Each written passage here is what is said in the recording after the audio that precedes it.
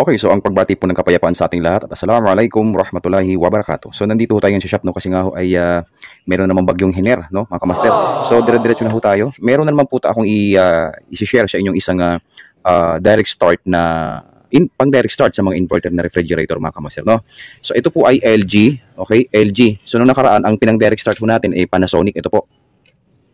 Ayun. So pwedeng-pwede niyo na ho itong gamitin sa mga inverter na refrigerator, maliban lamang ho sa linear inverter, ha, maliban lang sa linear inverter. Okay, kasi meron din po akong ilalabas na tutorial kung paano mag direct start sa mga linear inverter. So ito pa ay tapos na. Ang second nating ilalabas na tutorial, tulong sa ating mga minamahal na technician, ay ito namang LG na inverter, mga kamaster. Okay, so paalala, may inihanda po ako dito nga ano, no, yan, no, para mas mabilis ho yung ating ano, no, yung ating tutorial, mga kamaster. Ang pipiliin niyo po na ano, no, na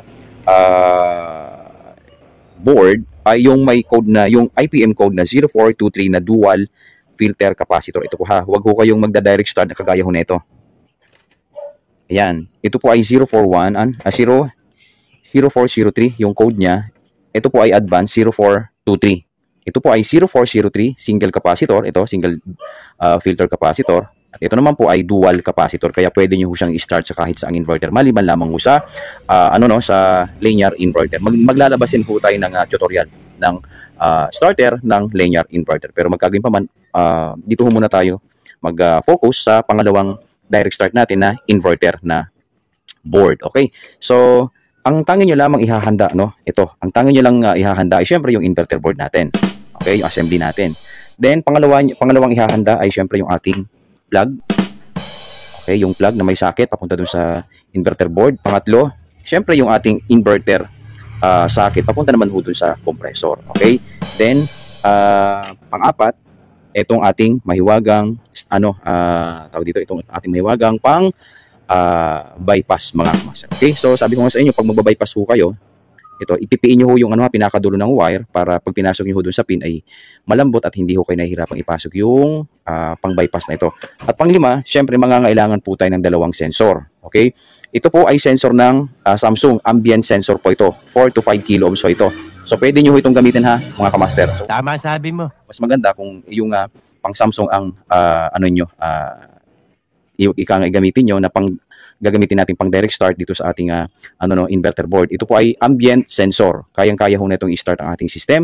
Okay? Then susunod, itong ating thermostat controller naman. Ito po ay thermostat controller din ng Samsung. Okay? Kahit anong thermostat controller ho, Panasonic man yan, LG man yan, syempre LG, of course, LG. Then, kahit anong ano, Sharp, basta thermostat controller. Kasi isipin mo, LG ho ito, pero ang gagamitin nating controller ay Samsung. So, walang problema doon. Kahit anong controller, thermostat controller, basta meron tayong controller na magsiswitch sa ating IPM, mga kamaster. At syempre, yung kinakalast, itong ano natin, yung mga socket. Yan. So, ako kasi hindi ho ako, pag nagda-direct start ho ako, hindi ako naghihinang dito. Pero choice niyo po yan. Pwede niyo naman hinangin dito. Pero ako po, nagsa-socket type ho ako para mas, para mas klarado. Ito po ay pang Samsung, yung mga pinagbaklasan na Samsung na board. At ito naman, ambient sensor naman. Ito yung kabuuan niya, no, mga kamaster. Ito yung kabuuan niyan. Yan. So yung ano, yung lock dito, yan. Ito kasi wala nang lock, pero pares lang sila. Yung lock po kasi ito, kumuha lang ho kayo ng ano, no, ng slicer. Tanggalin niyo ito, yung lock na yan. Pantayin niyo ho yan, tanggalin niyo ito, yan. Yan, para pag pinasok niyo ho dito sa pin ay swabing-swabe. Okay, so magsimula na ho tayo. Okay. So, ang unang-una nating gagawin, syempre tingnan na ho natin yung physical na anyo ng ating board, okay? So sa board, pag nakaharap ka sa board, ito yung heater part. So wala ho tayong ilalagay na connection sa heater. Sa fan, wala tayong ilalagay. Kaya napakadali. Okay? Napaka-convenient. Ang kailangan mo lamang, magja-jumper lang ho tayo sa linya na papunta sa ating sa ating rectifier. Yan. I-jump po natin to para magkaroon ng ng line, ng voltahe sa ating rectifier. Ganun lamang ho. Yan, ho. Yun, ho. Pinaghandaan ko na yan. Yun, ho.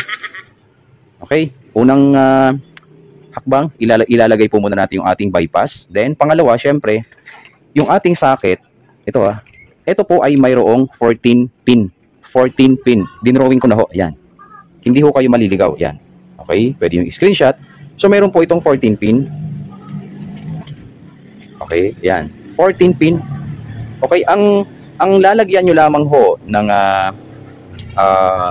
dito connection ay itong, pansin nyo, 1, 2, 3 hanggang 14. Ang lalagyan nyo, yung pin number 3 and 4. Okay? Then, 5 and 6. At the same time, yung 11 at saka 12.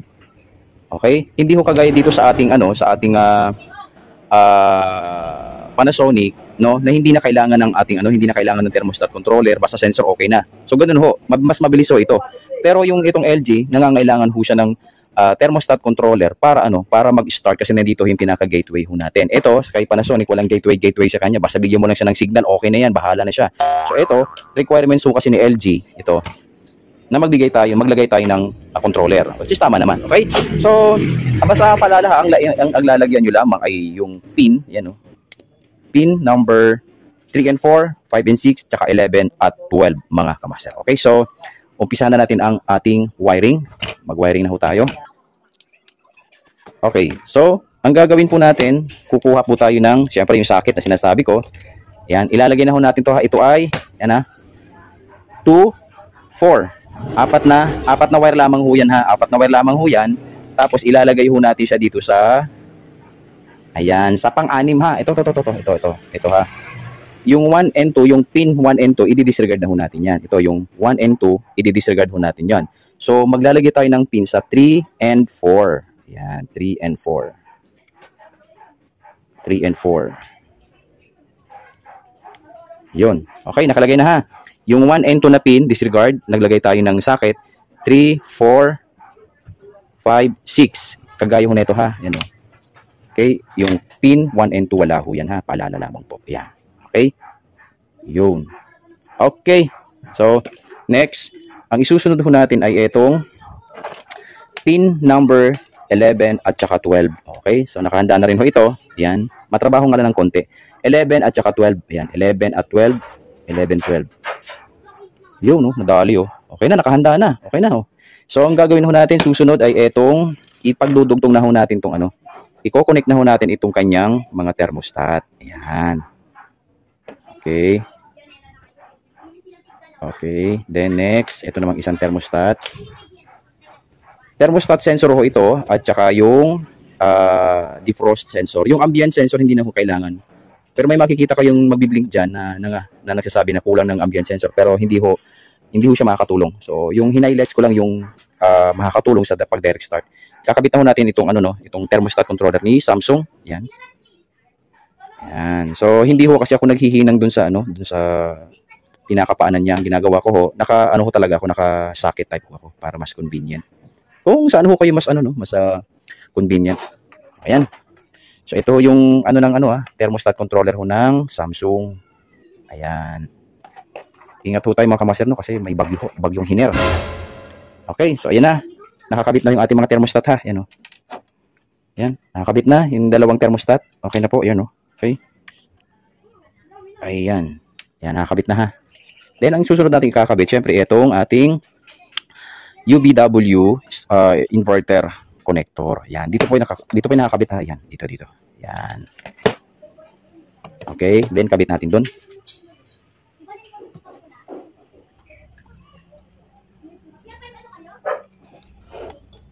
Then, lastly, itong ating power supply, itong cord. Yan. So, ikakabit natin itong power supply. Siyempre, dito lamang. Ito. Ayan. So, ang layunin po natin ay makatulong sa ating mga minamahal na mga kababayang technician. Okay? Ayan. Okay na po. Ready na ko ito. Okay? Pakita mo muna natin.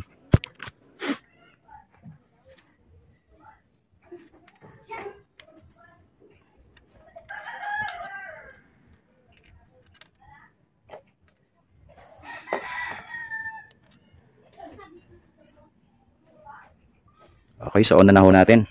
Ayan. Okay, so plug na ho natin ha. Naka-ready na ho lahat. Ayun. Okay, so paalala, ang ating IPM code ay 0423 ha, dual filter capacitor ha. At ang ating mga connection ay pin number 3 and 4, 5 and 6, at saka 11, 12. Yan lamang ho ang kailangan natin ha. Okay mga kamaster, ito po ay may 14 pin.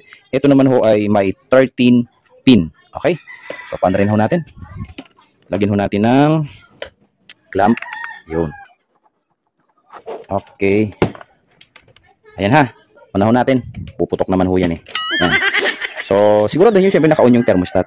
Ayan, naka-on. Okay? Dalawang sensor, isang thermostat controller, at everything goes. Okay na, may pang-testing na ho kayo. Unahin natin. Boom. So, kapag inon nyo ho yan, may makikita ho kayong blink. So, disregard nyo ho yan. Wala ho tayo magiging issue dyan. So, ang gagawin ho natin, ito, sa pagda-direct start, gagawin ho natin, ipupush ho natin itong reset button. Ito, push natin ha, para umanda ng compressor. Antayin natin yun.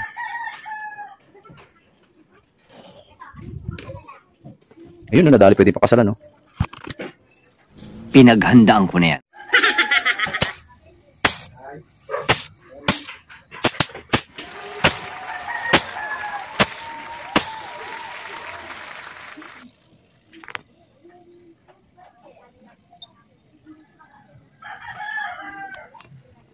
Okay mga kamaster, no? Yan, no? Ganun lamang ho ka-simple at kadali kung ang purpose ho natin ma-check yung compressor kung buo o hindi. So ganun lamang ho gagawin nyo. Ngayon syempre mamamatay po siya. Okay, kasi pang-testing nga ho, pang-testing. So para umandar ulit, syempre ipupush nyo ulit ho ito ha. Yeah. Baka sabihin nyo, ay namamatay ka master ha. Ipupush ulit ho natin, isi-switch on ulit natin yan. Kasi ang purpose ho natin, para malaman ano bang problema, inverter board o compressor. Ganun lamang ho kadali. So mayroon na ho kayong ulit pang-testing. Yan, gumagumana naman, no?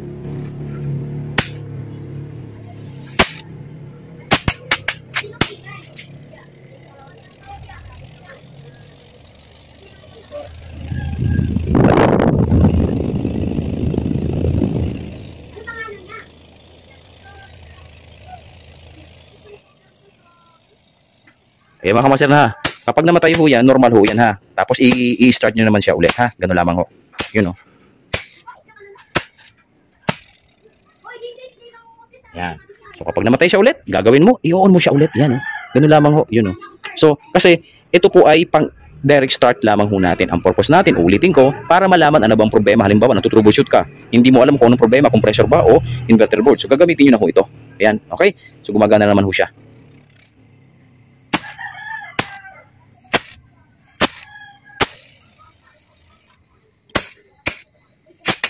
Yan. So sa ganitong paraan mga kamaster, hindi ho kayo basta-basta mahihirapan na mag-troubleshoot ng mga inverter, ng mga refrigerator sa panahon natin ngayon. 0.2 amperes. Ayun.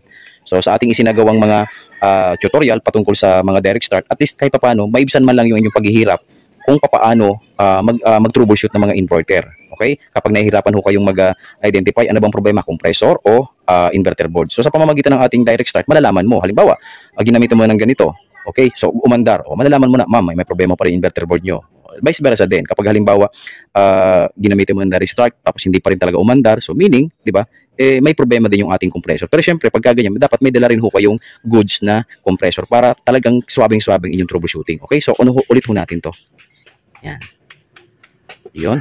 Ano lamang ho kasimple, mga kamaster. Mayroon na po kayong pang direct start. So ito kasi si LG, may, excuse me, may interlocking ho kasi ito, no? So namamatay ho talaga siya kapag binaypass. Pero pwede naman ho kayo mag-antay kahit hindi yan gumana naman siya. Pwede naman ho kayong hindi dumaan sa bypass kasi binaypass ho natin yung system, pinindot agad natin para mag-start kasi on and off po natin ito. Okay? So, pwede naman ho kayong mag-antay ng medyo matagal-tagal nga lang mga kamaster. Pero yun nga, bakit pa kayo mag-aantay ng matagal kung ang purpose mo lang naman malaman kung anong problema, inverter board o compressor mga kamaster. Okay? So, ganoon lamang ho kasimple at kadali mga kamaster. Okay? So, okay na ho ito. No? Sana nakatulong itong munting video na ating ibinahagi sa ating mga kababayan na technician kung paano nga ba no, gumawa ng ating mga direct start na board mga kamaster. Ito po ay makakatulong sa inyo upang maibsan, mabawasan ang inyong paghihirap kung paano mag-troubleshoot ng ating mga inverter na refrigerator mga kamaster. Pwede yung gamitin ito sa lahat ng mga inverter. Huwag lamang ho natin gagamitin sa linear inverter. Ang kinagandaan ho kasi nito, may error indicator ho ito. Kapag sira ho ang compressor, sasabihin po ng board na ito, yan, 0.2 amperes. Ang kinaganda naman dito, kapag halimbawa sira ang compressor, malalaman mo kasi magbiblink ho yung ating IPM. Samantalang dito naman, yung tutorial ko, wala siyang LED indicator mga kamaster. So talagang may mga pagkakaiba. Kaya nga ho tayo naglalabas ng mga tutorial patungkol sa direct start para mamimili ho kayo kung anong gusto nyo. Ito po ay may LED indicator na magsasabi kung anong problema. Okay? Compressor ba? IPM ba? So mas maganda to. Yung nga lang, maya't maya mag-start ka. Okay? I-start natin yung push button doon para mag-start ang compressor. Okay? Ito hindi. Kailangan lang ng isang thermostat. Under na ito hindi. Kailangan dalawang thermostat at saka isang controller mga kamaster. Okay? So, off na ho natin. Yun. So, maraming salamat po sa inyo lahat at magandang umaga po.